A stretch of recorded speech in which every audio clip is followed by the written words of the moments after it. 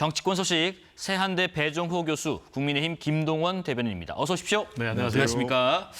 자, 우선 인수위를 대신하는 국정기획위가 오늘 대국민 보고회를 열고 이재명 정부의 국정과제를 발표하면서 이 2달가량의 활동을 마무리했습니다. 발언 잠깐 듣고 오겠습니다. 국민이 하나 되는 정치로 갈등과 대립을 넘어 통합의 길로 나아가겠습니다.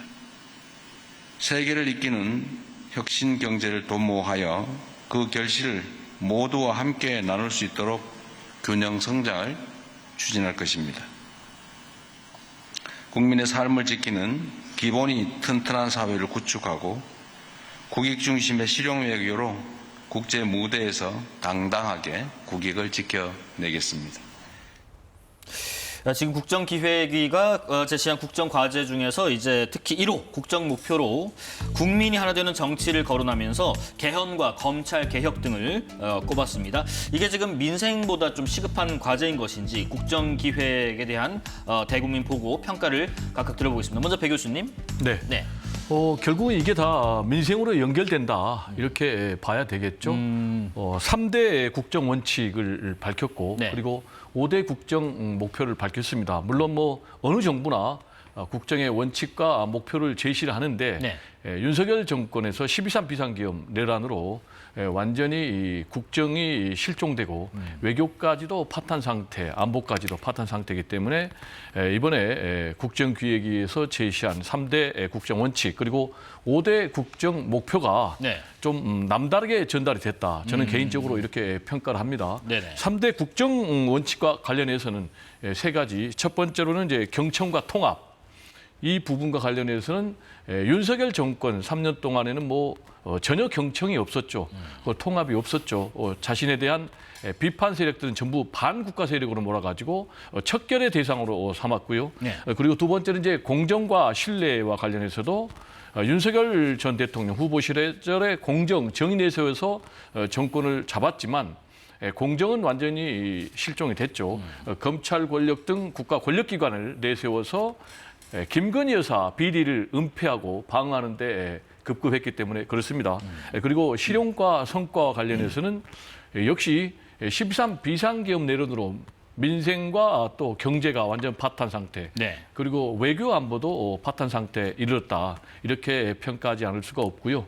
그리고 이제 5대 국정 목표와 관련해서는 말씀하신 대로 가장 첫 번째가 국민이 하나 되는 정치. 아시겠지만 윤석열 정권에서 완전히 양극화로 진영화로 나눠져 있었기 때문에 네. 이 부분이 이재명 정부에서도 굉장히 중요한 과제다. 다만 이것을 어떻게 실행할 것인가. 라는 것은 이재명 대통령 또 이재명 정부에서도 굉장히 난제가 아닌가 이렇게 생각이 되고 네네. 여러 가지가 있지만 이제 다섯 번째로 국익 중심의 외교 안보를 강조를 했어요. 네. 그런데 이것과 관련해서는 이제 우리가 잘 기억하겠지만은 윤석열 정권, 윤석열 대통령은 가치 외교를 내세워서 미국, 일본 중심의 외교만 하면서 결국은 국익이 크게 훼손이 됐다. 그리고 더 나아가서는 안보 문제까지도 크게 흔들렸고 남북 관계는 적대적 두 국가라는 그런 상황까지 가서 지금 남북의 평화 공존이 굉장히 흔들리는 그러다 보니까 우리 남한의 안보까지 위협받고 있는 그런 상황이 아닌가 이렇게 생각이 됩니다. 예, 지금 다다음 주 25일에 한미 정상회담이 예정돼 있는데 그에 앞서서 대통령실에서는 일본과 먼저 정상회담을 펼친다고 지금 속보가 들어왔습니다. 이 대통령이 미국 방문에 앞서서 23일부터 24일까지 일본을 방문해서 이시바 총리와 정상회담을 한다는 속보 내용 들어와 있고요. 잠시 후에 두 분 의견도 좀 들어보겠습니다. 우선은 계속해서 그 국정기획위 대국민 보고 관련해서 3대 국정 원칙 또 5대 국정 목표 평가 한번 들어보겠습니다. 예. 이재명 대통령이 대통령직에 오른 지 이제 얼마나 됐습니까? 2달이 넘었죠. 예. 6월 3일 대선 이후에 바로 취임을 했습니다. 그래서 2달이 넘었는데 이제 2달이 넘으면요.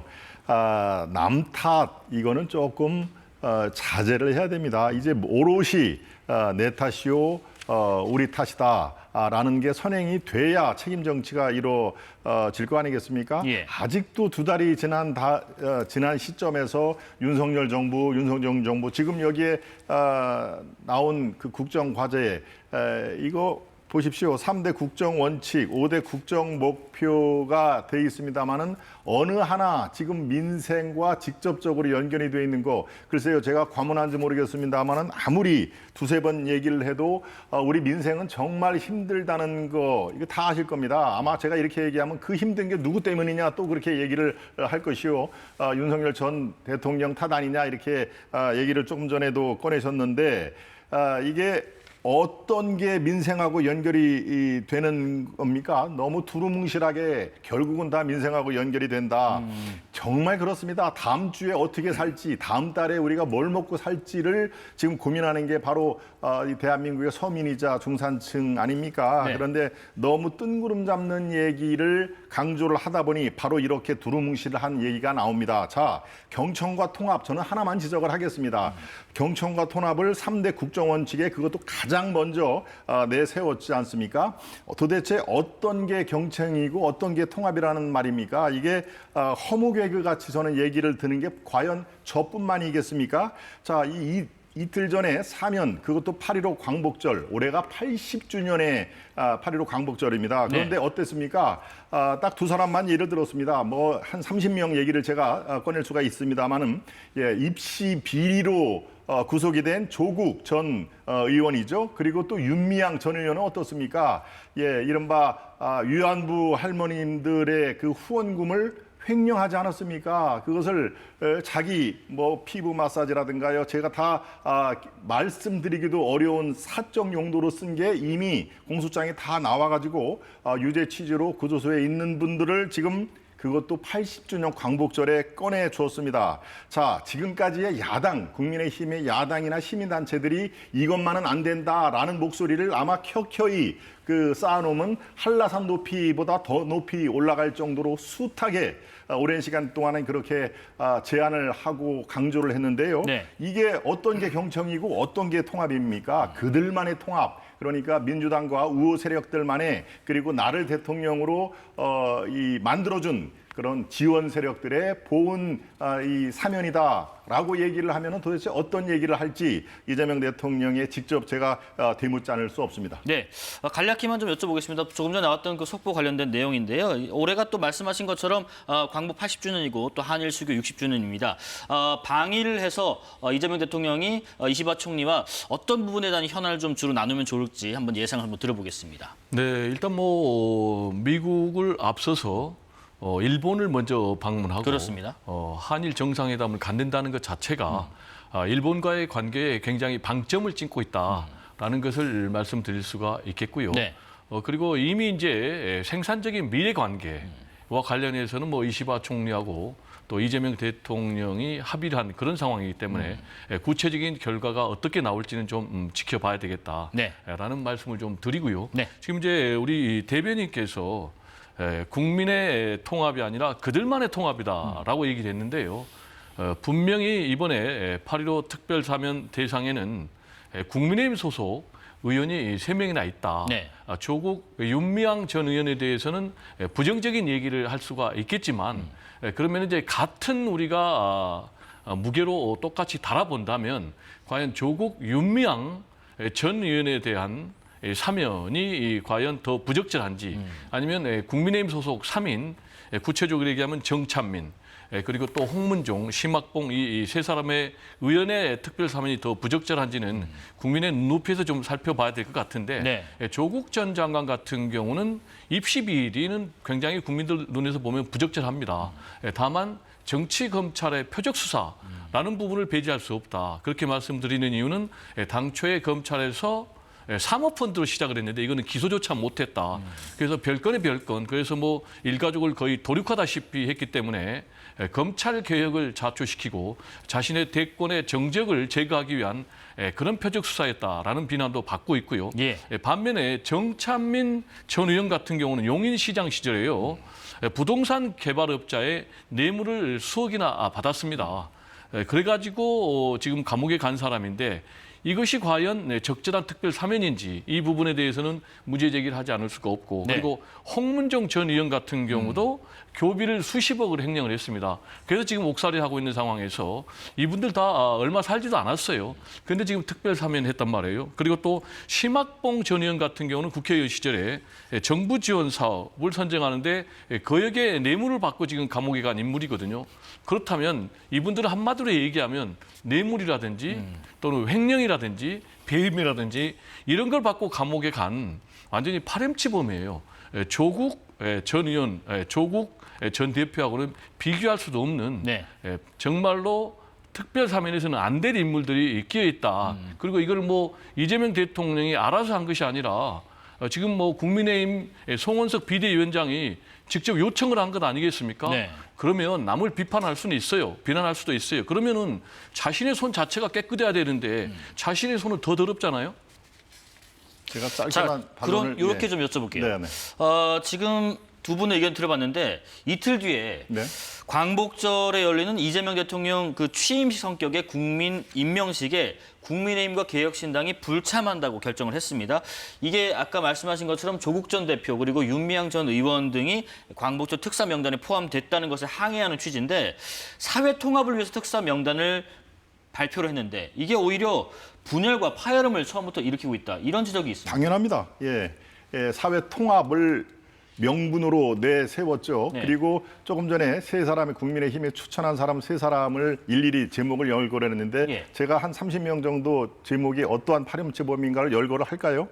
예. 저 뭐 세관 관계상 당연히 불가능한 거 제가 압니다만은 저는 다른 그 여러 방송에서도 분명히 그랬습니다. 국민의힘에서 이런 분들을 사면 대상으로 추천한 거 잘못됐다. 확실하게 잘못된 거. 그래서 아마 당에서도 당 대표가 철회를 한 거 아니겠습니까? 아, 이거 문제가 있다라고 지금까지의 관계, 이 관행상 항상 광복절 특사, 성탄절 특사 하면은 야권에게 혹시라도 꼭 사면이 필요한 사람이 있으면 명단을 달라. 이게 비록 관행이었습니다만은 잘못된 관행은 당연히 고쳐야 됩니다. 그래서 이건 100번 잘못됐습니다. 예. 라는 거를 제가 숫자 관계를 했고요. 그래서 지금 얘기를 그분들이 들어갔기 때문에 사면이 잘못됐다. 그렇습니다. 그래서 사면이 잘못된 거라고 제가 주장을 하는 것입니다. 이분들이 만약에 조국 윤미향을 그분들을 사면 대상에 이번에는 아니고 성탄절날 보자라고 했으면 이런 분들이 들어갔겠습니까? 당연히 이 사람들을 넣어주려고 그러면 야당에서 요구를 했던 네. 철회를 했으니까 이 사람들을 슬쩍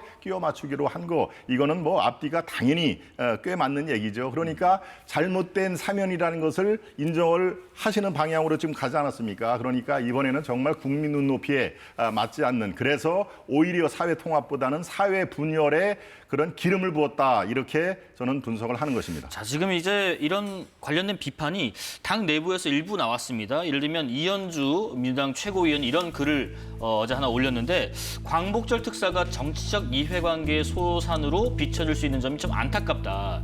국민 통합 등의 취지가 사라지고 이 진영 간 갈등이 심해지는 아이러니한 상황이다라는 얘기를 자당의 최고위원이 했다. 이거 어떻게 해석하고 계시는지요? 저는 뭐 상당히 건전한 비판이다. 이렇게 생각을 합니다. 네.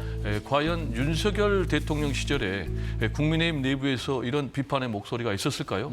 이런 비판의 목소리가 있었다면 윤석열 전 대통령이 폭정 그리고 심지어는 12.3 비상겸 내란으로 자멸해가지고 네. 탄핵 파면되고 대선에서 심판받는 일은 없었을 것이다 라고 생각을 하고요. 네. 그런 점에서 저는 이현주 최고위원의 이런 지적에 저는 상당 부분 공감을 합니다.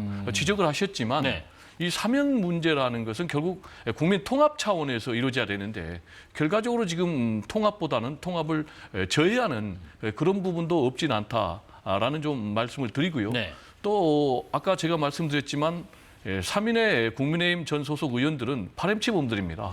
그런데 이 파렴치범들을 정치적 이해관계에 의해서 지금 특별 사면해줬다라는 부분도 저는 개인적으로 굉장히 비판적으로 얘기를 합니다.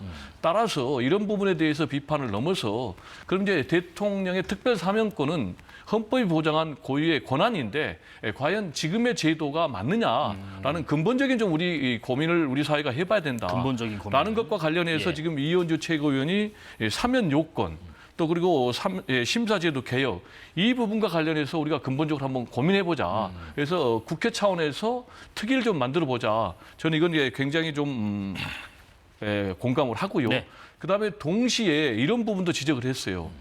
특별 사면도 있지만 그보다 선행되는 것이 뭐냐면은 검찰권이 남용이 됐기 때문에 그러면 남용된 검찰권의 희생자, 피해자들은 대통령이 특별 사면으로 저는 구제를 할 필요가 있다라고 봐요. 네. 따라서 원인이 되는 검찰권 오남용 이런 부분에 대해서는 근본적으로 방지할 수 있는 특별법도 필요하지 않나라는 생각도 좀 말씀드리고 싶습니다. 예.